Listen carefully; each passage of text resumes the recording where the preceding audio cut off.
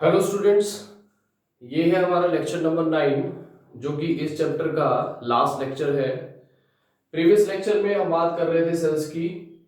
तो सेल्स मैंने बता दिया था तुम्हें कि तीन तरह के होते हैं, प्राइमरी सेल्स, सेकेंडरी सेल्स और फ्यूल सेल्स। प्राइमरी सेल्स वो होते हैं जिसको हम दोबारा से चार्ज नहीं कर सकते, यानी कि उनमें रिडॉक्स रिएक्शन सिर्फ एक बार ही होती है। सेकेंडरी सेल्स वो होते हैं जिनको हम बार बार चार्ज करके बार बार उनको हम यूज कर सकते हैं।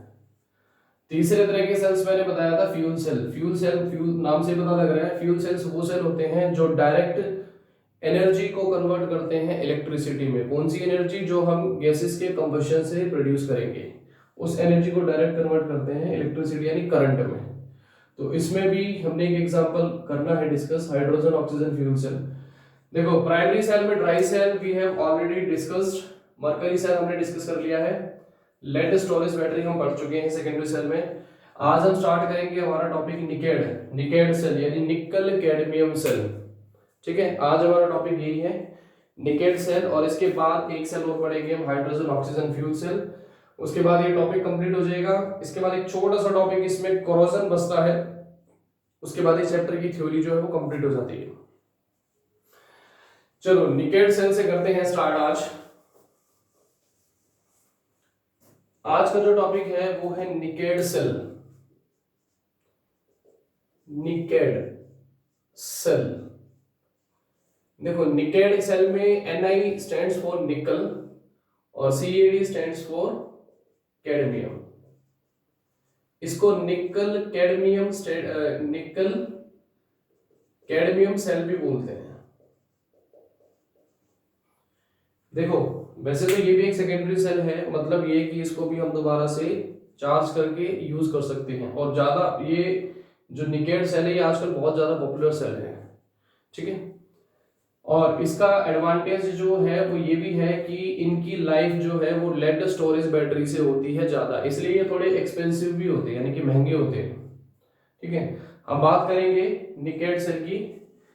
डायग्राम सेम है, जैसे लेड स्टोरेज बैटरी थोड़ी अलग है। जो चार्जिंग वाले सेल आते हैं जैसे टॉयज में डलते हैं, ठीक है, शेप वही होगी जैसे ड्राई सेल की है। ठीक है, बस हमने रिएक्शन पढ़नी है कि इसमें इलेक्ट्रोड निकल क्या होगी और कैडमियम क्या होगी। इसको समझाने के लिए मैंने यहाँ पे ऑलरेडी पहले ही लिख दिया था, रिडक्शन पोटेंशियल दे रखा है दोनों का। अब रिडक्शन पोटेंशियल जिसका ज्यादा होता है वो हमेशा क्या होती है? कैथोड। ठीक है, रिडक्शन पोटेंशियल किसका ज्यादा है भाई? निकल का। किसका ज्यादा है? निकल का। तो यहां पर ध्यान रखना, इस सेल की अगर हम बात करेंगे तो बेसिकली निकल का रिडक्शन पोटेंशियल ज्यादा है, तो कैथोड जो है वो होगी इसमें निकल की इलेक्ट्रोड। ठीक है, विच इज फिल्ड विद निकल डाइऑक्साइड। ठीक है, निकल इलेक्ट्रोड फिल्ड विद निकल डाइऑक्साइड। ठीक है, और इसको डिसॉल्व करेंगे हम, इलेक्ट्रोलाइट लेंगे इसमें KOH। देखो मोस्टली जो इलेक्ट्रोलाइट्स हम या तो एसिड लेते हैं या बेस। जैसे हमने पढ़ा था लेड स्टोरेज बैटरी, उसमें इलेक्ट्रोलाइट हमने क्या लिया था? Dilute sulphuric acid. इसमें बेस है KOH। अगर कैथोड ये है तो एनोड क्या होगी इसमें भाई? एनोड होगी तुम्हारी कैडमियम। ठीक है, तो बस ये चीज तुम्हें ध्यान देनी है। और ये कैसे पता लगेगी? इनके रिडक्शन पोटेंशियल से।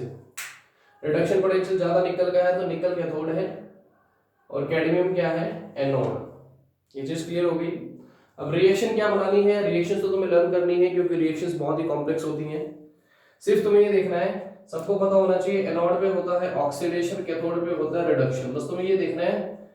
मैं तुम्हें शॉर्टकट बता देता हूं कैसे लर्न करना है। देखो, जो कैडमियम जो इलेक्ट्रोड है वो ऑक्सीडाइज्ड होके बनाएगी कैडमियम हाइड्रोक्साइड, एंड सिमिलरली जो निकल फिल्ड विद निकल डाइऑक्साइड है ये रिड्यूस होके क्या बनाएगा? ये भी बनाएगा निकल हाइड्रोक्साइड। बस ये चीज याद करनी है। ठीक है, एनसीईआरटी में पढ़ोगे तो मे भी निकल हाइड्रोक्साइड उसमें NiOH होल थ्राइस लिया होगा। ठीक है, ये सिंपलीफाइड रिएक्शन है, ये वाली कर लेना। अब रिएक्शन कैसे बनानी है? देखो भाई सिंपल है। पहले बात कर लेते हैं हम एनोड की, कैडमियम की, एट एनोड। तो रिएक्शन बनानी है, एनोड क्या है भाई? कैडमियम है। तो कैडमियम ऑक्सीडाइज्ड होके क्या बना रही है?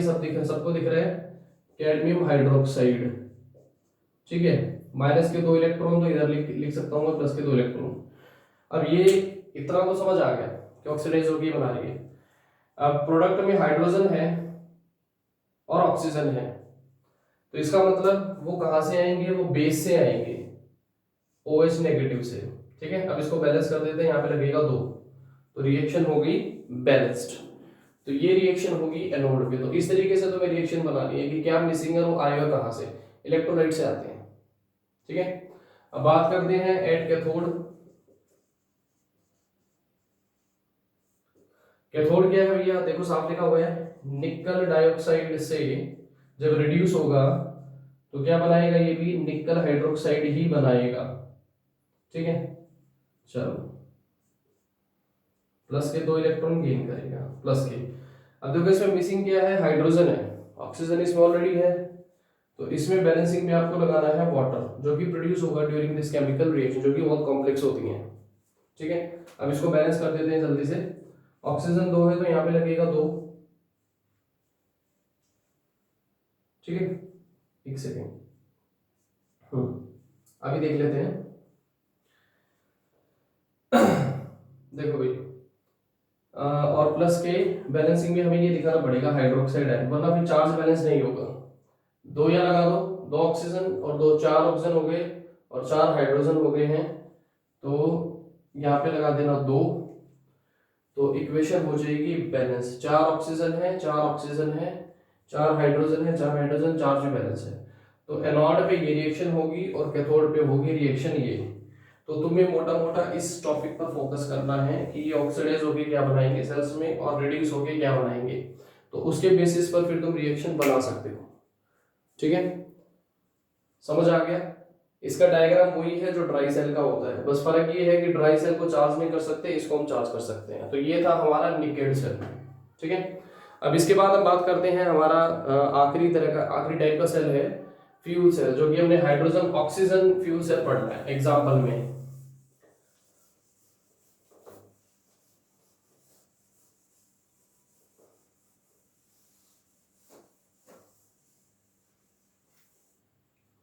देखो, आखिरी टाइप का फ्यूल जो सेल है वो है फ्यूल सेल। इसको बड़े अच्छे से समझना, बहुत इंपॉर्टेंट टॉपिक है।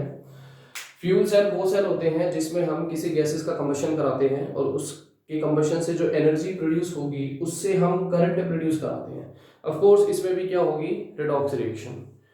तो हम एग्जांपल लेंगे फ्यूल सेल में हाइड्रोजन ऑक्सीजन फ्यूल सेल। एक फ्यूल सेल है हाइड्रोजन ऑक्सीजन फ्यूल सेल। सबसे पहले ये अपोलो मून स्पेस में लेके गए थे, इस नाम से है अपोलो मून स्पेस। इसका वेट था 200 kg फॉर समथिंग 11 डेज। सबसे पहला जो फ्यूल सेल बनाया गया था उसको लेके गए थे हम, इस नाम से ही अपोलो मून स्पेस में लेके गए थे। इसका वेट था 200 kg। अब इसकी वैसे तो इसका डायग्राम बहुत ही कॉम्प्लेक्स होता है, लेकिन इसको हम सिंप्लीफाई करके सिंप्लीफाइड डायग्राम में तुम्हें लिखवा देता ड्रॉ कर देता हूँ, तो उसको देख के तुम्हें समझना है कि कैसे ये सेल काम करता है। देखो भाई,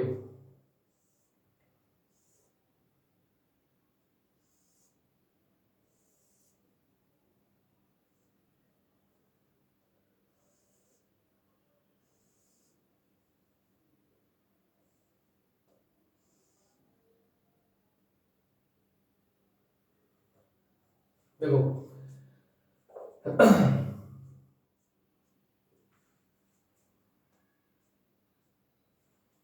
इस सेल में 2 इलेक्ट्रोड हम लेंगे, दोनों ग्रेफाइट की लेंगे।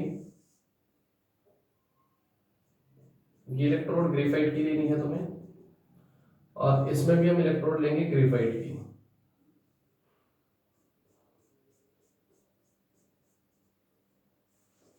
ये क्या है, porous graphite rod containing suitable catalyst. ये भी वही है, porous graphite rod containing suitable catalyst। ठीक है, सिमिलरली ये वही है, एनोड एक बिहेव करेगी, एनोड एक बिहेव करेगी कैथोड। कैथोड पे साइन पॉजिटिव, एनोड पे साइन क्या है, नेगेटिव। ये हमने यहाँ पे लेना है इलेक्ट्रोलाइट, इलेक्ट्रोलाइटिक सॉल्यूशन बेसिकली आप कह सकते हैं।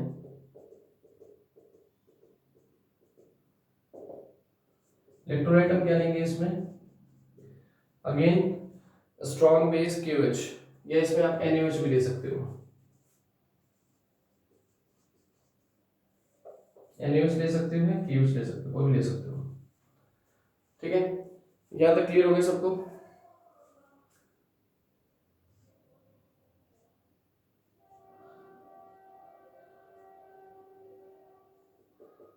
ये रिएक्शन में यहाँ पे वाटर प्रोड्यूस होता है, इधर से हम ऑक्सीजन गैस इंट्रोड्यूस कराएंगे और यहाँ से हाइड्रोजन।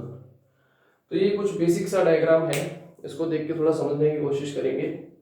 ठीक है, इसको थोड़ा सा इलेक्ट्रोड्स को इनके कांटेक्ट में रखना है, तो आप इसको थोड़ा बड़ा कर सकते हो, एक्सटेंड कर सकते हो। ठीक है, लाइक दिस, इलेक्ट्रोलाइट है।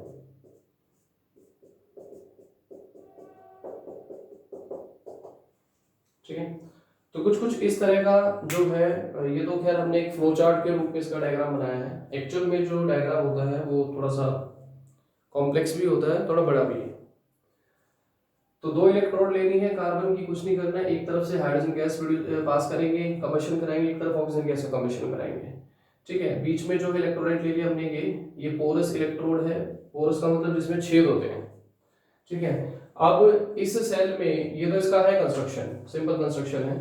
अब बात करते हैं इस सेल में रिडॉक्स रिएक्शन होती क्या है। सबसे पहले हम लिखेंगे रिडॉक्स रिएक्शन होगी क्या। बहुत ही सिंपल रिडॉक्स रिएक्शन है कि हाइड्रोजन और ऑक्सीजन रिएक्ट करके बनाएंगे वाटर। बैलेंस कर देना, 2 यहाँ लग जाएगा और 2 यहाँ लगा देना है। तो ये है ओवरऑल रिडॉक्स रिएक्शन इस सेल की। देखो, अगर तुम्हें किसी सेल की रिएक्शंस बनानी है तो या तो तुम ओवरऑल रिडॉक्स रिएक्शन को लर्न करो, या ये देखो कि वो चीज, कोई भी सब्सटेंस जो है वो ऑक्सीडाइज होकर क्या बना रहा है और रिड्यूस होकर क्या बनाएगा। अब बनाते हैं इस सेल की रिएक्शन क्या होगी। सबसे पहले बात करते हैं हम एट एनोड। एनोड क्या है भाई, हाइड्रोजन है। तो सीधी सी बात है, जो हाइड्रोजन है वो ऑक्सीडाइज होकर बनाएगा वाटर। ठीक है, हाइड्रोजन जो है वो ऑक्सीडाइज होके बनाएगा वाटर। माइनस के 2 इलेक्ट्रॉन, वो 2 इलेक्ट्रॉन तो इधर लिखना ही है तुम्हें। अब क्योंकि यहाँ पे ऑक्सीजन भी आ गया है, तो ऑक्सीजन कहाँ से आएगा, बेस से। बेस क्या लेना है आपने, अगेन वही OH नेगेटिव। अब इस इक्वेशन को अगर मैं बैलेंस करूंगा तो यहाँ लग जाएगा 2। ठीक है, this is our equation number 1। सब कुछ बैलेंस हो गया, इसमें 4 हाइड्रोजन है, अच्छा 2 यहाँ लगा देना, 2 ऑक्सीजन हो गया, चार्ज बैलेंस है, सब कुछ बैलेंस है। तो हाइड्रोजन ऑक्सीडाइज होकर वाटर बनाएगा, सिंपल है। अब बात करते हैं एट कैथोड। रिएक्शन बहुत ही आसान है इस सेल की। कैथोड में क्या है भाई, ऑक्सीजन है। अब जब ऑक्सीजन रिड्यूस होगा, तो वो क्या देगा, OH नेगेटिव। दिख रहा है ना, रिडक्शन क्या होता है, addition of hydrogen, hydrogen add हो गया, या रिमूवल ऑफ ऑक्सीजन, ये बनेगा। तो प्लस के इसमें हम क्या लेंगे, जो वाटर प्रोड्यूस हुआ था वो, क्योंकि हाइड्रोजन चाहिए हमें, और प्लस के रिडक्शन है तो गेन ऑफ इलेक्ट्रॉन हो गया। ठीक है, OH नेगेटिव। अब क्योंकि बैलेंस करना पड़ेगा तो भैया 2 यहाँ लगेगा 4। तो चार्ज बैलेंस करने के लिए इलेक्ट्रॉन कितने आ जाएंगे, 4। तो ये इक्वेशन आ गई 2। ठीक है, सब कुछ बैलेंस, इसमें 4 ऑक्सीजन और 4 हाइड्रोजन है। अब हमें बनानी है वो ओवरऑल रिडॉक्स रिएक्शन। तो ओवरऑल बनाने के लिए देखो, हमें इस तरीके से ऐड करना होता है कि इलेक्ट्रॉन कैंसिल आउट हो जाए। लेकिन इलेक्ट्रॉन कैंसिल आउट करने से पहले ये देख लेना कि क्या इलेक्ट्रॉन इक्वल है। यहाँ 4 है, यहाँ कितने हैं, 2। तो इक्वल करने के लिए क्या करना पड़ेगा, इस इक्वेशन को 2 से मल्टीप्लाई करना पड़ेगा। यही कर देता हूं, इक्वेशन हो जाएगी 2s2 plus 4OH negative plus 4s2O और प्लस के 4 इलेक्ट्रॉन। और जब हम इसको अब ऐड कर देंगे, फर्स्ट को मैंने 2 से मल्टीप्लाई कर दिया और उसमें ऐड कर दी इक्वेशन नंबर 2। तो रिडॉक्स रिएक्शन जो है वो तुम्हारी ये वाली आ जाएगी। ठीक है, साफ दिख रहा है इसमें। 4 इलेक्ट्रॉन से 4 इलेक्ट्रॉन कैंसिल हो जाएंगे, 4 OH नेगेटिव से 4 H नेगेटिव कैंसिल हो जाएंगे। रिएक्टेंट में 2 वाटर है, प्रोडक्ट में 4, तो ये इधर जाके घट जाएगा, कितने रह जाएंगे 2, ये रहा 2s2। तो इक्वेशन को ऐड करना है, बस ऐड करने से अपने आप जो बैलेंस रिएक्शन है वो ये बन जाएगी। समझ आ गया। अब बात कर लेते हैं इस फ्यूल सेल की कि एडवांटेज क्या है। एडवांटेज है भाई इसके 3। सबसे पहली बात करूं तो ये क्या है, एक this cell does not cause any pollution, कोई पोल्यूशन नहीं करता है। This cell does not cause any pollution. दूसरा, इस सेल की एफिशिएंसी, एफिशिएंसी का मतलब कार्य करने की क्षमता, एफिशिएंसी बहुत अच्छी है, अप टू 70% तक। तीसरा, this kind of cell they never becomes dead. क्यों भाई? क्योंकि हमारे पास गैसेस जो है वो सफिशिएंट अमाउंट में होती हैं, प्लस इसमें हम इलेक्ट्रोलाइट का यूज कर रहे हैं QH, तो ये जो है सेल वो कंटिन्यूअसली काम करते हैं and they never becomes dead, क्योंकि हमारे पास सब कुछ अवेलेबल होता है। तो ये तो है इसके एडवांटेज। अब बात करते हैं डिसएडवांटेज की। डिसएडवांटेज तो देखिए, एक तो ट्रांसपोर्ट करने में सबसे मुश्किल चीज है ट्रांसपोर्ट इसका। दूसरा, एक्सपेंसिव और कॉस्टली भी है। ठीक है। तीसरा, ये जो इलेक्ट्रोलाइट हम यूज कर रहे हैं इसको करोड तो करता ही है, जो भी हम बनाएंगे मेटल भी तो लेंगे ना, मेटल का जो सरफेस होगा इसमें हम इसको पैक करते हैं, तो जो इलेक्ट्रोलाइट है वो मेटल को करोड भी करते हैं। ठीक है। तो 3 इसके डिसएडवांटेज है, और एक डिसएडवांटेज का ये भी है कि हमें इसमें तीनों स्टेट्स मैटर की यूज करनी पड़ती है, गैसेस भी, लिक्विड भी और सॉलिड भी, जिनको मेंटेन करना बहुत मुश्किल काम है। ठीक है। तो ये है इसके डिसएडवांटेजेस। तो ये था हाइड्रोजन ऑक्सीजन फ्यूल सेल, जिसकी रिएक्शन बहुत इजी है। ये रिएक्शन पेपर में डायरेक्ट लिखनी आएगी, इनकी रिएक्शन लिखनी है तुम्हें कैथोड और एनोड की। लेकिन एक चीज मैं पहले बता चुका हूँ कि कैथोड एनोड की रिएक्शन लिखने के बाद you have to write the overall reaction of that cell. ठीक है। चलो, इसके बाद हम बिल्कुल ही लास्ट टॉपिक पे अब आ गए हैं, जो कि है कोरोजन। बहुत ही इंपॉर्टेंट टॉपिक में से एक टॉपिक है ये, क्योंकि इस टॉपिक पर एप्लीकेशन बेस्ड क्वेश्चन आते हैं।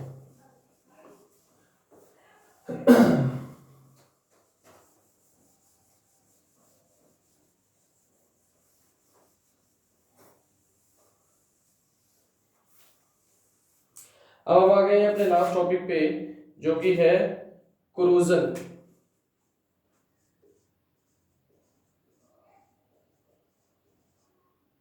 ठीक है। लास्ट टॉपिक है कोरोजन। इसके बाद ये चैप्टर की थ्योरी कंप्लीट हो जाएगी। देखो, यू तो ये टॉपिक जो है तुमने 9th-10th में पढ़ लिया होगा कोरोजन के बारे में। कोरोजन क्या होता है? The eating up of a metal by the action of air and moisture. यानी एयर, यानी हम बात कर रहे हैं ऑक्सीजन की, मॉइस्चर यानी हम बात कर रहे हैं वाटर की। जो ऑक्सीजन और जो वाटर प्रेजेंट होता है एयर में, वो क्या करते हैं? मेटल को ईट करते रहते हैं, उसको डिग्रेड करते रहते हैं। इस प्रोसेस को हम क्या बोलते हैं? कोरोजन में इसमें एग्जांपल हमने पढ़ा था रस्टिंग ऑफ आयरन। क्या पढ़ा था? रस्टिंग ऑफ आयरन एक एग्जांपल है कोरोजन का, जिसमें रिएक्शन तुमने पढ़ी थी कि जब आयरन मेटल, यानी जिसका सिंबल होता है Fe, जब वो ऑक्सीजन और वाटर वेपर्स के कांटेक्ट में आता है, मान लो X मॉलिक्यूल है वाटर के, तो वो ऑक्सीडाइज होके बनाता है फेरिक ऑक्साइड। ठीक है। इसको बोलते हैं ये हाइड्रेटेड है, हाइड्रेटेड, इसको बोलेंगे फेरिक ऑक्साइड, जिसको हम केमिकली रस्ट बोलते हैं। बैलेंस कर देंगे, बैलेंस के लिए यहाँ लगा दो 2, यहाँ लगेगा 4, यहाँ लगेगा ऑक्सीजन 6 है तो यहाँ लगेगा 3, XS2 तो यहाँ लग जाएगा 2। तो ये इक्वेशन होगी बैलेंस। तो रस्ट ये होता है। हमने इस टॉपिक में पढ़ना क्या है बेसिकली, ये तो हम 9th-10th में पढ़ ही चुके हैं। हमें पढ़ना है इस रिएक्शन का मैकेनिज्म, कि जो रस्ट है वो प्रोड्यूस कैसे होता है। ठीक है। रस्टिंग कैसे होती है और ये सब्सटेंस कैसे प्रोड्यूस होता है। ठीक है। चलो, तो इस टॉपिक को कंटिन्यू करते हैं। ये तो तुम्हें पता ही है।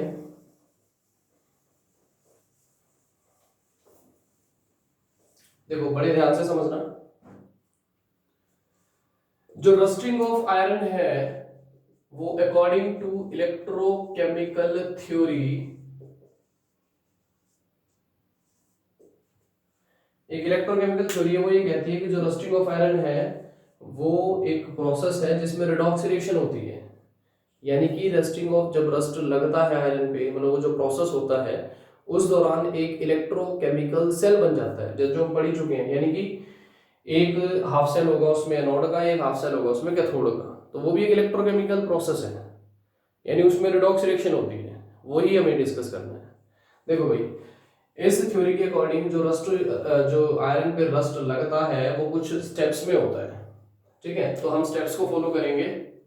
जैसे हम बात करेंगे पहले स्टेप नंबर 1 कि पहले क्या होता है बेसिकली। देखो भाई, मेटल के सरफेस पर जो वाटर वेपर्स होते हैं, वाटर वेपर्स तो होते हैं मेटल के सरफेस पर, तो उसमें जो एयर में जो ऑक्सीजन गैस प्रेजेंट है वो डिसॉल्व हो जाती है इस वाटर वेपर में, और कार्बन डाइऑक्साइड गैस भी क्या हो जाती है, डिसॉल्व। ये दोनों गैसेस जो है इस वाटर वेपर्स में क्या होती हैं, डिसॉल्व हो जाती हैं। अब अगर मैं कार्बन डाइऑक्साइड की बात करूं तो जब ये वाटर के साथ वाटर में डिसॉल्व होगी तो ये बना लेगी कार्बोनिक एसिड। क्या बना लेगी, कार्बोनिक एसिड। और ये एसिड बिहेव करेगी एज एन इलेक्ट्रोलाइट सॉल्यूशन, ठीक है भाई। जब इलेक्ट्रोकेमिकल सेल बनेगा तो उसमें इलेक्ट्रोलाइट सॉल्यूशन तो होगा ही ना, तो ये इलेक्ट्रोलाइट सॉल्यूशन की तरह बिहेव करता है। समझ आ गया। वो एक अलग बात है कि जो कार्बोनिक एसिड है वैसे भी एक एसिड होती है, तो ये पार्शियली डिसोसिएट होकर क्या प्रोड्यूस करेगी, H पॉजिटिव आयन और कार्बोनेट आयन। तो मेन रोल किसका रहेगा, H पॉजिटिव का। और अभी ऑक्सीजन गैस की बात हम अभी नहीं कर रहे हैं। तो पहला स्टेप क्या है कि आयरन मेटल के सरफेस पे जो वाटर वेपर प्रेजेंट है उसमें एटमॉस्फेरिक ऑक्सीजन है वो डिसॉल्व हो जाती है और अलोंग विद कार्बन डाइऑक्साइड। तो अगर कार्बन डाइऑक्साइड जब डिसॉल्व होगी तो कार्बोनिक एसिड फॉर्म होगा जो कि बिहेव करेगा as an electrolytic solution. Carbonic acid जो पार्शियली डिसोसिएट भी हो जाती है to give H positive ion और कार्बोनेट आयन, ये तो पता ही है। तो ये है पहला स्टेप। अब बात करते हैं स्टेप 2 की कि स्टेप 2 में क्या होगा। स्टेप 2 में भाई ये होगा, आयरन मेटल का वो सरफेस जो डिसॉल्व्ड ऑक्सीजन के कांटेक्ट में है, तो वो पार्ट जो है आयरन का होगा ऑक्सीडाइज्ड। किसकी प्रेजेंस में, in the presence of H positive ion. मतलब द मेटल सरफेस, यानी हम आयरन की बात कर रहे हैं, आयरन की सरफेस की, in contact with dissolved oxygen get oxidized in the, ये सेकेंड स्टेप है, इन the presence of H positive year. मतलब वो मेटल का सरफेस जो डिसॉल्व्ड ऑक्सीजन के कांटेक्ट में है तो वो ऑक्सीडाइज होगा किसकी प्रेजेंस में, in the presence of H positive, and that surface serves as anode. Reaction क्या होगी, आयरन ऑक्सीडाइज्ड होगा तो लॉस इलेक्ट्रॉन लूज करेगा, ऑक्सीडेशन होता है लॉस ऑफ इलेक्ट्रॉन, तो रिएक्शन होगी ये। समझ आ गया, ठीक है। और ये जो पार्ट है ये बिहेव करेगा एज एन एनोड। तो आयरन ऑक्सीडाइज होता रहेगा और इलेक्ट्रॉन प्रोड्यूस करता रहेगा। अब बात करेंगे हम स्टेप 3 की। स्टेप 3 ध्यान से समझना, जो इलेक्ट्रॉन प्रोड्यूस होंगे वो क्या करेंगे, basically metals are good conductor of electricity, ये तो पता ही है। इलेक्ट्रॉन फ्री है तो वो मूव करेंगे, मेटल के एक सरफेस से किसी दूसरे सरफेस पे जाएंगे, माइग्रेट कर जाएंगे। मतलब ये है कि जो इलेक्ट्रॉन्स है, the electrons produced then migrate through the metal surface to another site where dissolved oxygen gets reduced again in the presence of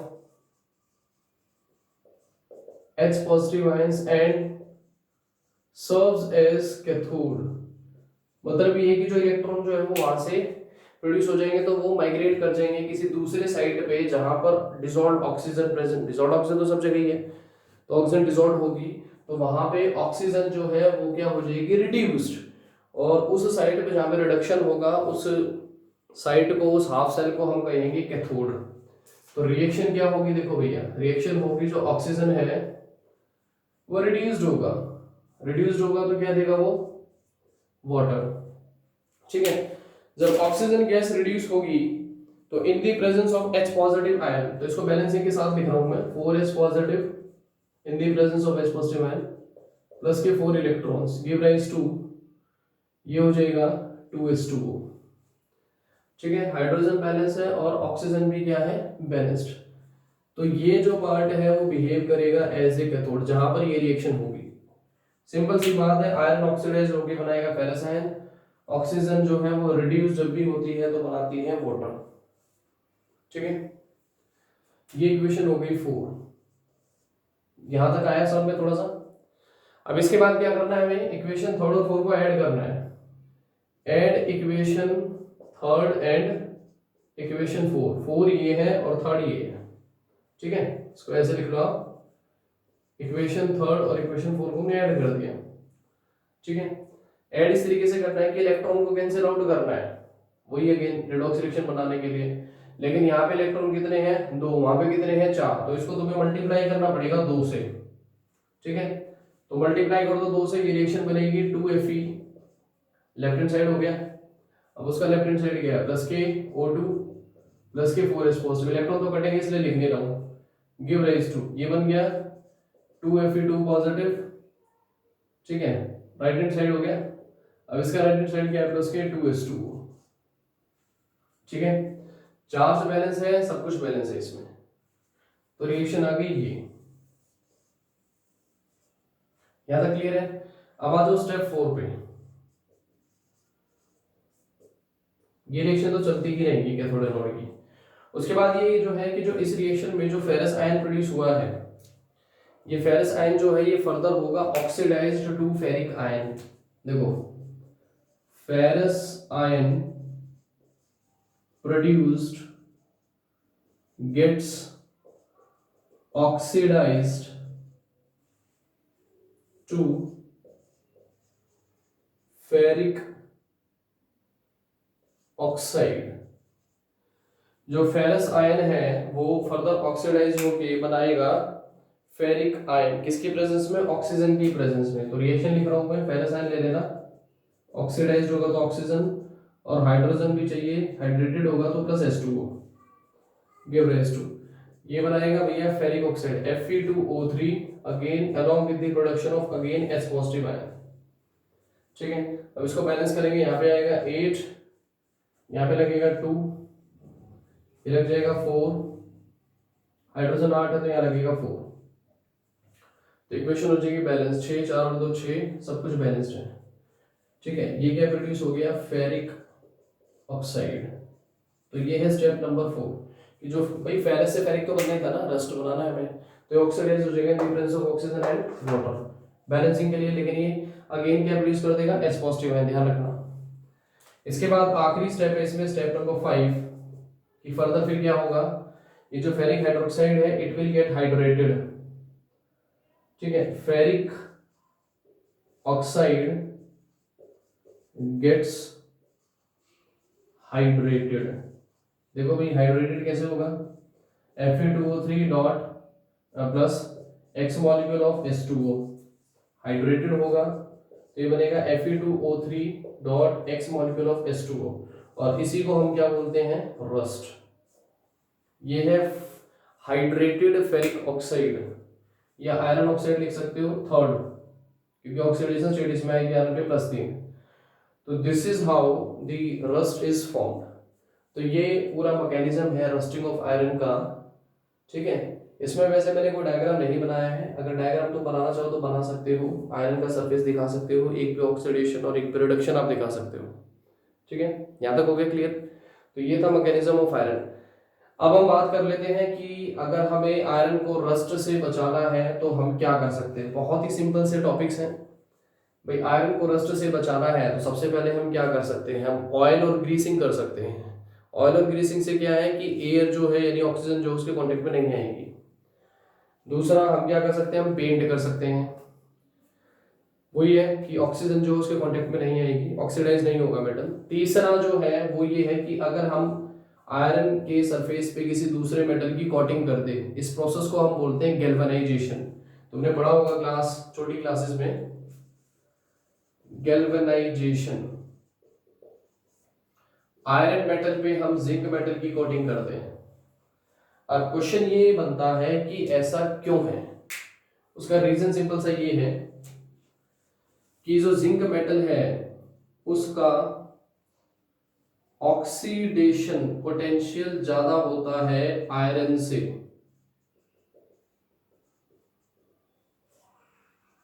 अगर मैं आयरन और जिंक को कंपेयर करूं तो देखो, यहां तक क्लियर हो गया सबको। इसको रब कर रहा हूं, एक लास्ट टॉपिक है, इसको जल्दी से करते हैं कवर, उससे तुम्हें क्लियर हो जाएगा। आयरन और जिंक का केस लेते हैं। ठीक है, मैं आयरन का रिडक्शन पोटेंशियल और जिंक का रिडक्शन पोटेंशियल तुम्हें लिखवा देता हूं, उसी से हम कंपेयर करेंगे कि किसका रिडक्शन पोटेंशियल ज्यादा है और किसका रिडक्शन पोटेंशियल जो है वो है कम। ठीक है, पहले बात कर लेते हैं हम जिंक की। जिंक का reduction potential, standard reduction potential of zinc कितना है, माइनस के 0.76 वोल्ट। ठीक है, अब हम बात करते हैं आयरन के रिडक्शन पोटेंशियल की। Standard reduction potential of iron ये है माइनस के 0.44 वोल्ट।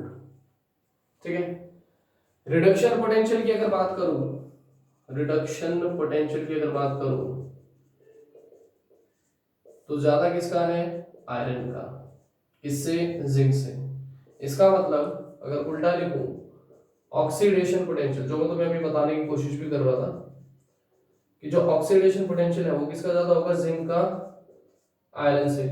तो जिंक जो है वो खुद ऑक्सीडाइज हो जाएगा पहले कंपैरेटिवली आयरन, और आयरन को बचाएगा। जैसे तुमने हिंदी मूवी देखी होगी, हिंदी मूवीज, दो हीरो हैं, विलेन ने गोली चलाई, अब दो हीरो में क्या करता है कि एक हीरो जो है दूसरे हीरो के सामने आ जाता है और खुद गोली खा के मर जाता है और उसको बचा लेता है।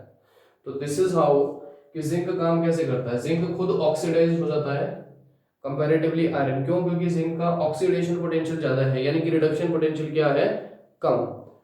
तो इस टॉपिक पर एप्लीकेशन बेस्ड क्वेश्चन आ सकते हैं कि भाई ये वाला मेटल है, अब इसमें ये बताओ कि कौन कौन से मेटल की हम कोटिंग कर सकते हैं। जैसे अगर मैं इस क्वेश्चन में एक क्वेश्चन पुट करूं तुमसे कि अगर क्वेश्चन ये हो, अभी देखते हैं कि भाई अगर हमें आयरन पर कोटिंग करनी है निकल की, अगर मैं आयरन मेटल पे निकल की कोटिंग करना चाहता हूं तो क्या निकल इसको, आयरन को ऑक्सीडाइज होने से बचाएगा? बिल्कुल नहीं बचाएगा। क्यों? क्योंकि निकल का ऑक्सीडेशन पोटेंशियल इससे कम है। ऑक्सीडेशन पोटेंशियल का मतलब इसका मतलब निकल का रिडक्शन पोटेंशियल आयरन से क्या है, ज्यादा। तो इस तरह के जो क्वेश्चंस हैं वो यूजुअली एग्जाम्स में पूछे जाते हैं। तो इस टॉपिक में इतना ही है, और आज के लेक्चर में हमारा जो चैप्टर 3 था इलेक्ट्रोकेमिस्ट्री, उसकी थ्योरी हम कंप्लीट कर चुके हैं। नेक्स्ट लेक्चर में हम कोशिश करेंगे कि जो नॉस्ट इक्वेशन हमने पढ़ी थी उसके हम कुछ न्यूमेरिकल्स करने की कोशिश करेंगे। ठीक है, बाकी एनसीईआरटी एक्सरसाइज के क्वेश्चन सब कर चुके हैं। तो इस चैप्टर को अच्छे से पढ़ लेना और कोई डाउट हो तो पूछ लेना। ओके बेटा।